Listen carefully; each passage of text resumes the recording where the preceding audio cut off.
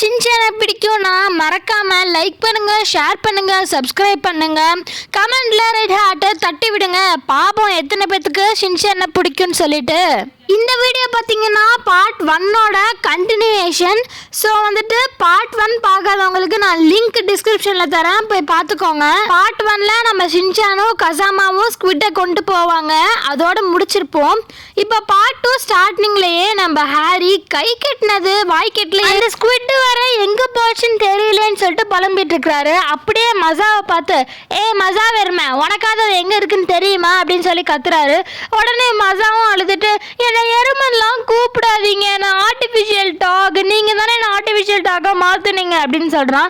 சொல்லிட்டு இந்த ஸ்கிரீன்ல பாருங்க அந்த ஸ்குவிட் எங்க இருக்குன்னு சொல்லி இது காட்டுது அப்படின்னு சொல்லி சொல்றான். நம்ம ஹாரியும் பாராட்டுறாரு. இப்ப நம்ம கசாமாவும் ஷின்சானும் பராக் பார்த்துட்டு ஹோட்டலை வந்து சேர்ந்துட்டாங்க. இப்ப நம்ம கசாமா உள்ள போய் ரிசப்ஷன் அண்ணா கிட்ட இந்த ஹோட்டலோட பிரின்சிபலை நான் பார்க்கணும் அப்படின்னு சொல்லி சொல்றான். அதுக்கு அவரும் இப்பதான் அவங்க போனாங்க, நீங்க அது வரையும் அங்க உட்காந்து வெயிட் பண்ணுங்க அப்படின்னு சொல்லி சொல்றாரு.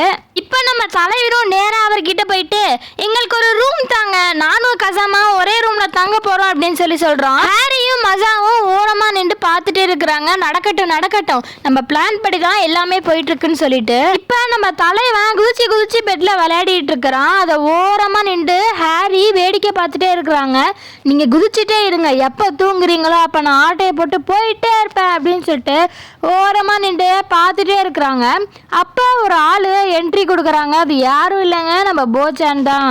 இப்ப நம்ம கசாமாவும் போச்சானை பார்த்துட்டு நீ தான் மலையில காண போன பையன் தானே, இங்க என்ன பண்ணிட்டு இருக்கிற அப்படின்னு சொல்லி கேட்பான். உடனே நம்ம போவோம் எனக்கு என்ன பண்றதுன்னே தெரியல, அதனாலதான் நான் இங்க வந்து வேலைக்கு சேர்ந்துட்டேன் அப்படின்னு சொல்லிட்டு இருக்கும் போதே உங்களுக்கு பின்னாடி யாரோ நிக்கிறாங்க, உங்களை பார்த்துக்கிட்டே இருக்கிறாங்கன்னு சொல்லிட்டு இருக்கிறான். அதுக்குள்ளேயே ஹாரி வந்துட்டு பின்னாடி இல்லடா உங்களுக்கு முன்னாடியே நிக்கிறேன் அப்படின்னு சொல்லிட்டு நிக்கிறான். மரியாதையா அந்த ஸ்குவிட்டை என்கிட்ட கொடுத்துருங்க அப்படின்னு சொல்லி சொல்றான். நம்ம மசாவ் கிட்ட போய் அவங்கள பிடி அப்படின்னு சொல்லி சொல்றான். இப்ப எல்லாருமே வெளியே போயிட்டாங்க. மசாவ் கதவுலயே இடிச்சுக்கிட்டான். வழக்கம் போல நம்ம மசாவ் பையன் அழுவ ஆரம்பிச்சிட்டான். எல்லாரும் எங்க எஸ்கேப் ஆகுறீங்க, ஒழுங்கு மரியாதையை என்கிட்ட அந்த ஸ்குவிட்டை கொடுங்க அப்படின்னு சொல்லி ஹாரி சொல்லிட்டு இருக்கிறான்.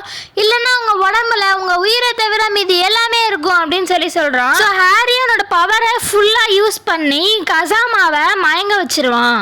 நம்ம ஹாரியும் மசாவ் கிட்ட அவங்கள்ட்ட இருந்து அந்த ஸ்குவிட்டை வாங்கிடு அப்படின்னு சொல்லி சொல்லுவான். உடனே மசாவும் போறக்குள்ள ஒரு காலில் இடிச்சுக்குவான்.